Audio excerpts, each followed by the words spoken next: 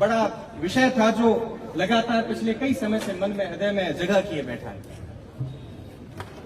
युवा साथियों से खास तौर से दरख्वास्त रहेगी, आपका सोशल मीडिया पर बर्ताव बड़ा बुरा है। आप लोग आज भी शत्रु और प्रतिद्वंदी में फर्क नहीं समझ पा रहे हैं कि आपका शत्रु कौन है, प्रतिद्वंदी कौन है। You have to differentiate between your enemy and rivalry. आपको आपके शत्रु और प्रतिद्वंदी में फर्क करना पड़ेगा। और अगर और भी करीब से बात समझाऊं तो एक गांव में सरपंच का चुनाव होता है, आपके किसी के काकू साहब बड़े पापा लड़े होंगे तो वो प्रतिद्वंदी हो सकते हैं, वो शत्रु नहीं है। प्रतिद्वंदी इसलिए है कि आप दोनों में बेहतर कौन है, बेस्ट कौन है, इसकी लड़ाई हो सकती है। क्या वो वाकई में आपकी शत्रु है? और बाड़मेर की धरती पर खड़ा हूं इसलिए ये बात करना और आवश्यक होता है। हम लोग अपने राजनीतिक प्रतिद्वंदियों को अपना शत्रु क्यों समझते हैं? आपकी उनसे लड़ाई राजनीतिक लड़ाई है, आपकी उनसे शत्रुता नहीं है।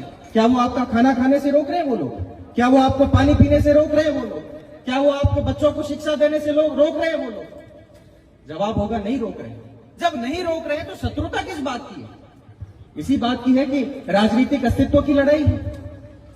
और राजनीति, किसी को लगता है कि राजनीति किसी के पास भुजबल है वो कर लेगा, या किसी को लगता है बहुत सज्जन है वो कर लेगा।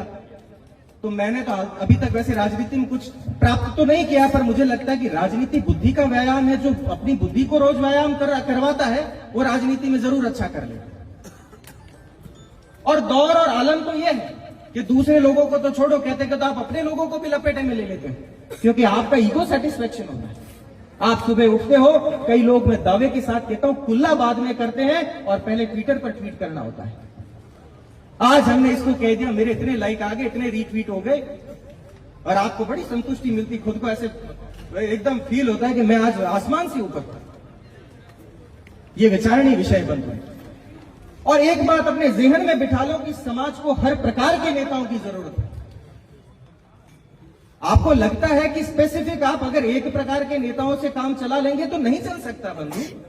जहां सुई काम आती है वहां सुई ही काम आएगी, जहां तलवार काम आएगी वहां तलवार ही काम आएगी। अपने क्षेत्र को, अपने समाज को मानविंदर सिंह की भी जरूरत है, रविंद्र सिंह की भी जरूरत है, स्वरूप सिंह की भी जरूरत है, कुमार सिंह की भी जरूरत है, और भी नेता है, आजाद सिंह की जरूरत है। हमें सबकी जरूरत है बंधु। हम एक दूसरे में अपनी पसंद हो सकती है।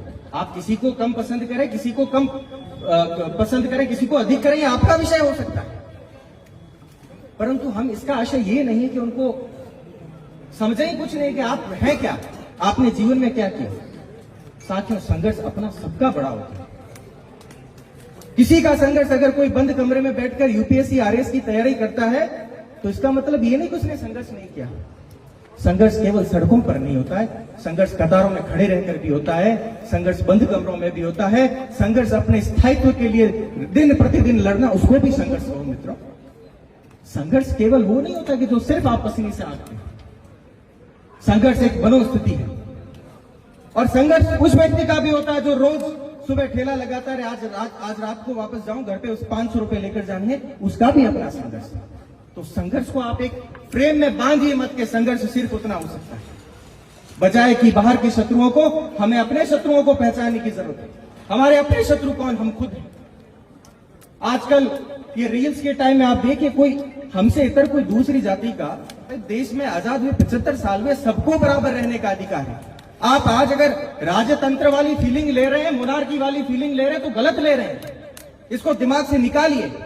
किसी भी जाति बिरादरी का कोई वीडियो डाला होगा, मैं नाम नहीं लेना चाहता, अगर अकस्मात निकल जाए तो माफी चाहता हूं, उसके नीचे आप कमेंट करते हैं थू एडो थू वेडो, मैं नाम नहीं लेना चाहता, अगर स्पष्ट लूंगा तो शायद और बुरा लगेगा।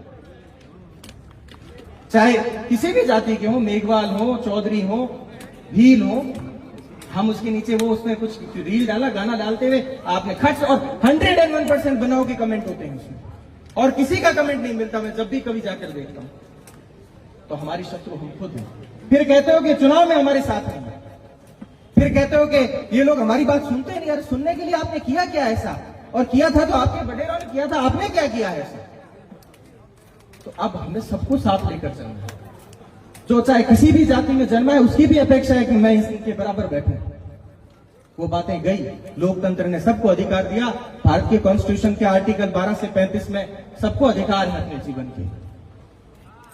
तो हमको सबको साथ तो लेकर चलना पड़ेगा। अपनी रोटी बेटी के संबंध जहां रखिए, उसका गर्व है हमें, परंतु सामाजिक संरचना ऐसी होनी चाहिए कि लोग हमारे पास आने चाहिए कि इन लोगों ने इतिहास के साथ साथ बदलते परिवेश के साथ खुद को भी बदला है, इसलिए ये लोग महान हैं।